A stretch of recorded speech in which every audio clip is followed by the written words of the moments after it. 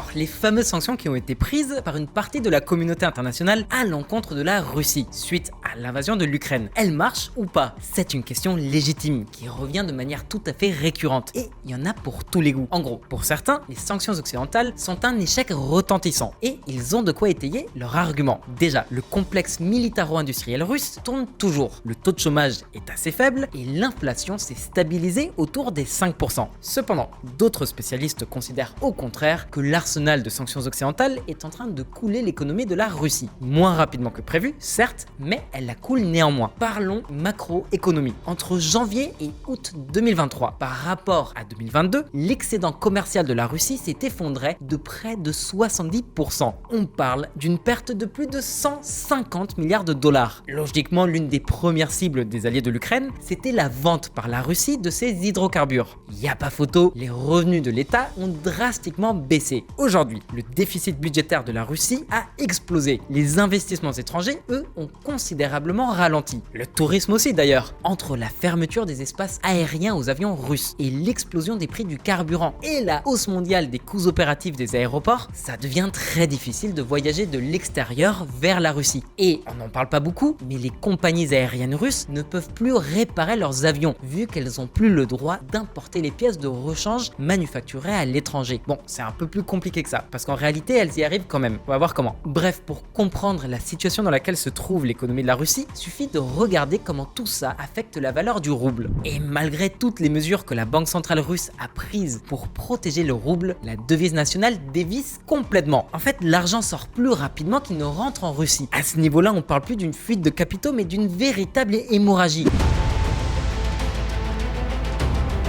Alors, contre la baisse du rouble et l'explosion des dépenses militaires, les autorités ont été contraintes d'agir. À commencer par la Banque centrale qui a dû fortement augmenter les taux d'intérêt pour contrecarrer les effets de l'inflation. Les taux se situent autour des 12%, pas optimal pour les affaires et les ménages. Bloomberg considère qu'il y a 21% de chances que la Russie entre en récession dans les 6 prochains mois, alors que cette probabilité, elle n'était estimée qu'à 6% il y a un mois seulement. Alors 21% de chance, c'est pas la cata, mais c'est un bon indice que la situation est en train de se dégrader rapidement. Mais est-ce que c'est vraiment lié aux sanctions? Sont-elles vraiment en train de jouer leur rôle? Bah, ça dépend en fait. Si on parle de ralentir l'industrie militaire, ce qui serait idéal pour limiter les dégâts en Ukraine, alors non, les résultats sont pas vraiment ouf. À court terme, la Russie s'en sort plutôt bien. Par contre, si on s'intéresse au long terme, alors là, ça change la donne. Les sanctions peuvent alors être très efficaces. Après, l'efficacité des sanctions, on vous en avait déjà parlé sur cette chaîne, plus précisément dans cette vidéo. Dans la vidéo d'aujourd'hui, on va aborder ce sujet, mais sous un angle très différent. En fait, une étude du Peterson Institute for International Economics révèle que les boîtes russes de l'énergie ont accumulé rien qu'en 2022 environ 147 milliards de dollars. Mais cet argent, ce sont des sociétés écrans qui le cachent habilement en jouant sur le secret bancaire des paradis fiscaux. Et on estime que rien que durant les 6 premiers mois de cette année, ils ont encore gagné 50 milliards de dollars supplémentaires. Donc, en un an et demi, les géants de l'industrie énergétique russe ont gagné, accrochez-vous bien, 200 milliards de dollars. On pense surtout à la compagnie pétrolière privée Lukoil ou aux boîtes publiques Rosneft et Gazprom. Donc ces 200 milliards de dollars, ça pèse lourd. Par contre, c'est en devise étrangère. Ça n'empêche que la Russie s'en sert pour éluder les sanctions et pour se financer. C'est pour ça que ce genre de nouvelles, c'est pas vraiment surprenant. Les négociations sur les armements entre la Russie et la Corée du Nord avancent activement, mettant en garde les États-Unis. C'est ironique, non? Les régimes dictatoriaux de Moscou et de Pyongyang qui commercent avec la devise états-unienne. Faut dire que la Corée du Nord cherche désespérément à mettre la main sur des dollars. Bref, clairement, les sanctions occidentales ne suffisent pas. Alors pourquoi? Comment les entreprises russes sont-elles parvenues à accumuler autant de richesses à l'étranger? Quelle est la tactique du Kremlin pour échapper aux sanctions? On t'explique tout dans cette vidéo. Les lois sont faites pour être transgressées. Par Parmi toutes les sanctions qui ont été imposées à la Russie pour couler son économie, il y en a deux qui se démarquent vraiment du lot. Déjà, on pense au gel des avoirs de la Banque centrale russe à l'étranger, à hauteur de 350 milliards de dollars. Ensuite, il y a l'embargo européen sur le pétrole russe et la fixation d'une limite internationale sur son prix. Faut se rappeler qu'avant le début de la guerre, la Russie était avant tout une puissance pétrolière. Son gaz naturel, ses céréales, son uranium, son armement, tout ça, c'était des exportations secondaires. Le gros de ses revenus, l'État russe le tirait de la vente de son pétrole.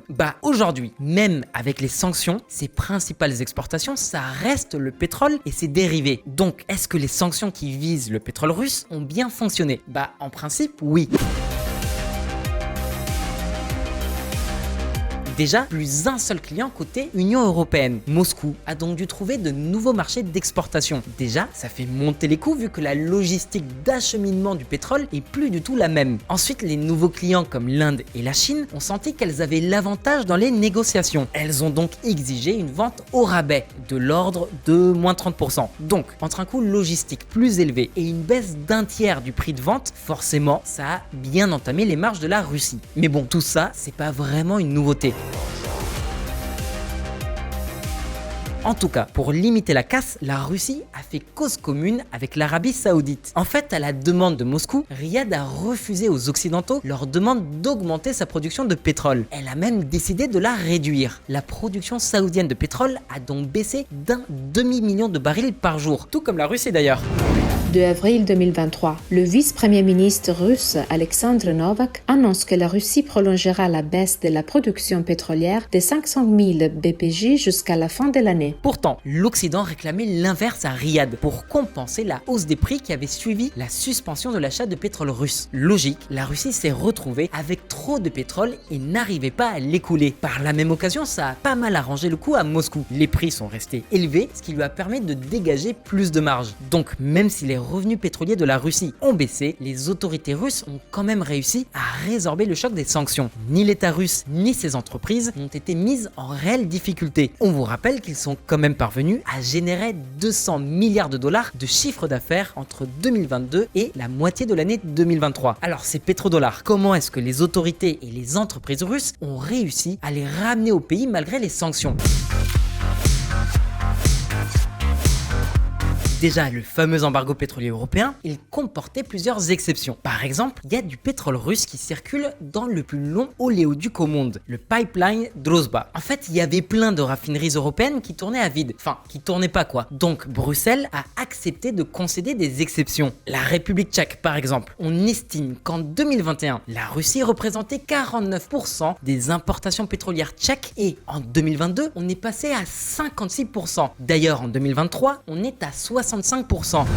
11 septembre 2023. Malgré l'objectif des réductions, le pétrole russe accapare une part encore plus importante des importations tchèques. Apparemment, il s'efforcerait d'inverser cette tendance. Mais bon, en attendant, il y a un max de pognon à se faire. Pareil en Bulgarie, où la compagnie pétrolière russe Lukoil détenait un quasi-monopole sur l'industrie. D'ailleurs, on y a dédié une super vidéo que vous pouvez consulter ici. Du fait de cette dépendance excessive au pétrole russe, Bruxelles a autorisé Sofia de continuer à acheminer par navire du pétrole de Russie, au moins pour les 2 prochaines années. D'ailleurs, un truc qui peut vous paraître étonnant, les géants de l'industrie pétrolière de Russie comme Rosneft ou Lukoil possèdent partiellement ou intégralement leur propre raffinerie sur le sol européen. On pense par exemple à la raffinerie de Zeeland aux Pays-Bas dont Lukoil possède 45% du capital, ou encore à 3 autres raffineries qui appartiennent au groupe en Italie, en Bulgarie et en Roumanie.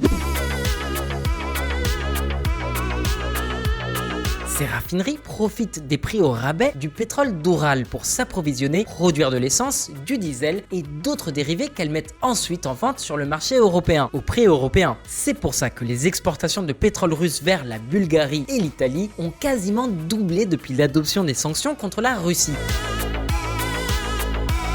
Forcément, vu que ça dégage de grosses marges, CQFD. Juste pour vous donner une idée, en temps de paix, donc sans envoler du prix du baril de pétrole. Pour être rentable, une raffinerie ne dispose que de 10 $ pour transformer son pétrole en carburant. Mais avec la guerre et les sanctions sur le pétrole russe, cette marge, elle a bondi à 40 voire à 50 $. Ces raffineries sont devenues si rentables qu'elles ont dégagé une fortune colossale à leurs propriétaires. Fortune qu'ils se sont évidemment empressés de planquer à l'étranger dans des paradis fiscaux grâce à des sociétés écrans. En fait, sur ce graphique, vous pouvez voir que même si l'approvisionnement global de l'Europe en pétrole russe a diminué au cours de l'année dernière, certains segments n'ont pas du tout été affectés, tant l'approvisionnement en pétrole des raffineries détenues par des conglomérats russes que le pétrole qui transite par le pipeline qui débouche en Hongrie ou en République tchèque n'ont eux pas du tout faibli. Après, je sais pas si vous vous rappelez de quand cette news a été rendue publique, mais l'Allemagne est quand même en train d'essayer d'exproprier 2 raffineries propriété de Rosneft et de Gazprom, mais pour l'instant, elle n'y est pas encore arrivée.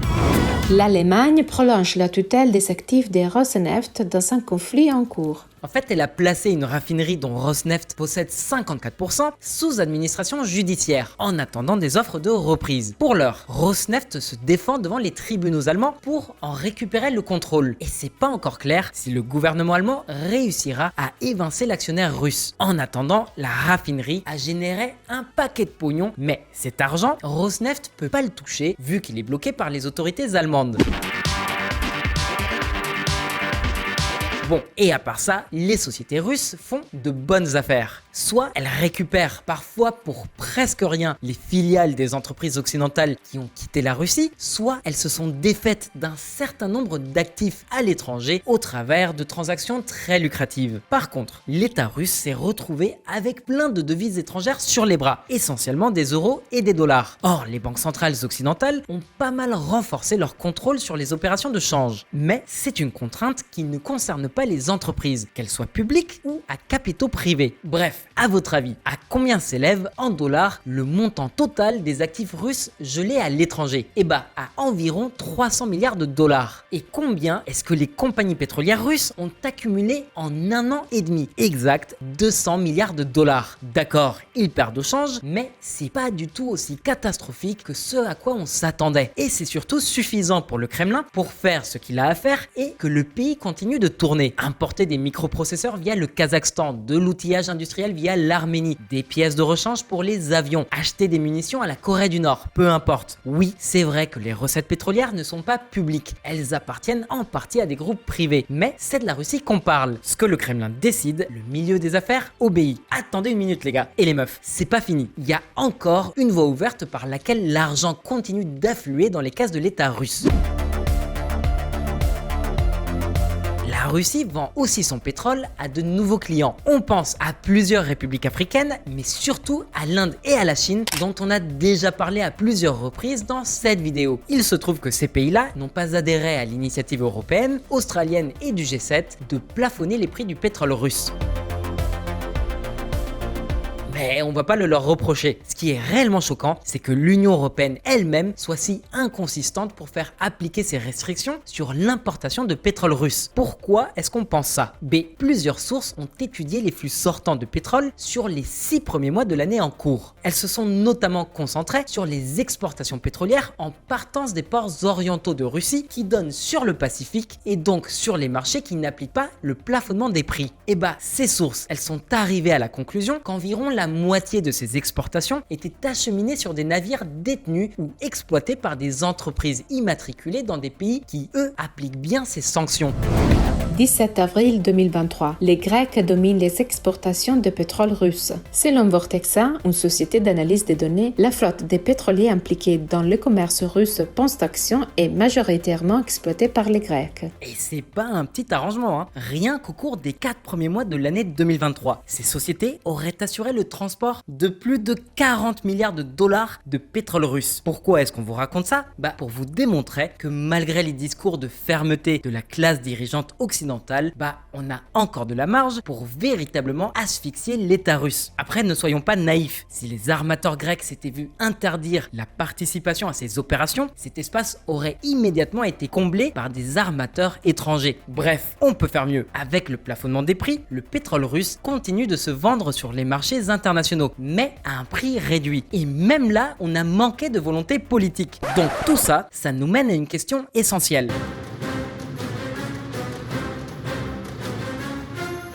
Ces conglomérats russes sont devenus absolument cruciaux pour la survie du régime. À présent, il ne s'agit plus de faire jouer la concurrence pour savoir qui vendrait le plus de pétrole et aurait la faveur du Kremlin. Aujourd'hui, ces groupes génèrent presque tous les revenus de la Russie tout entière. Donc, si on parvenait à diversifier notre approvisionnement en pétrole, à trouver une alternative encore moins chère que le pétrole russe, alors ce serait un coup de massue pour l'économie russe. Et le régime, il le sait. Il a compris à quel point sa position est précaire. Ils ont donc adopté une stratégie pour contrecarrer cette éventualité. Cette stratégie, elle comporte 3 volets. Déjà, les compagnies pétrolières russes dissimulent autant d'argent que possible en prévision des mauvais jours. Ensuite, accélérer l'adoption de monnaies alternatives pour le commerce international. On estime que depuis début 2022, le poids combiné du dollar et de l'euro dans les transactions commerciales avec la Russie est passé de 80% à moins de 50% au profit du renminbi chinois. Et cette tactique, elle est aussi applicable à l'industrie pétrochimique. Dans les années à venir, on est quasiment certain que la Russie commencera à investir dans la construction de très gros projets d'infrastructure, mais qui n'auront pas vocation à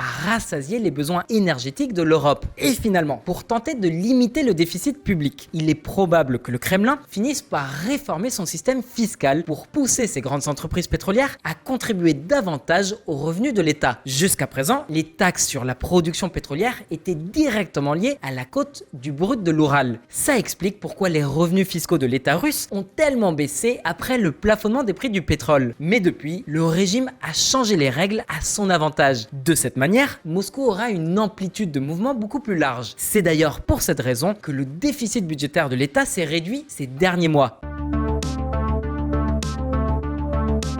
Ensuite, il y a aussi ce que l'on appelle dans d'autres langues le manège eurasien. Faute de trouver une traduction officielle pour cette expression, on l'a traduite nous-mêmes. J'espère qu'elle vous conviendra. Donc, ce manège eurasien, Poutine s'en sert pour contourner les sanctions occidentales. C'est par exemple le cas de l'Arménie. Ce petit pays du Caucase, d'à peine 2,7 millions d'habitants, a vu ses exportations vers la Russie multipliées par 4. En parallèle, ses importations depuis l'Union européenne, les États-Unis, le Royaume-Uni et le Japon, elles ont triplé. On vous fait pas de dessin, vous avez très bien compris, l'Arménie sert de plaque tournante. Si à la télévision russe, on voit des restaurants approvisionnés en denrées alimentaires européennes ou des centres commerciaux pleins à craquer, c'est parce que le manège eurasien tourne à plein régime. Après, personne n'est dupe.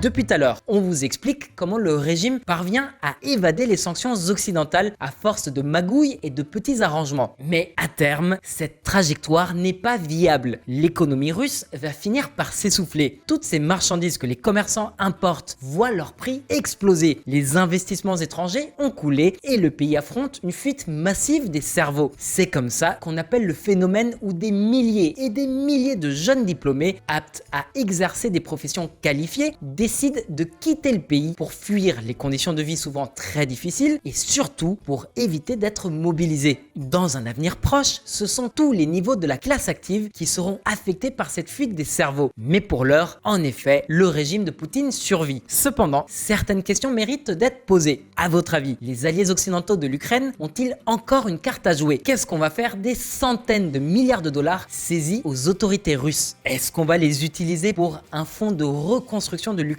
Quelles sanctions pourraient réellement faire la différence et couler le Kremlin? Tu peux nous répondre en commentaire. On espère que cette vidéo t'a plu. Si c'est le cas, abonne-toi, lâche un like et partage. Nous, on te dit à bientôt sur Diplo. Das Vidania.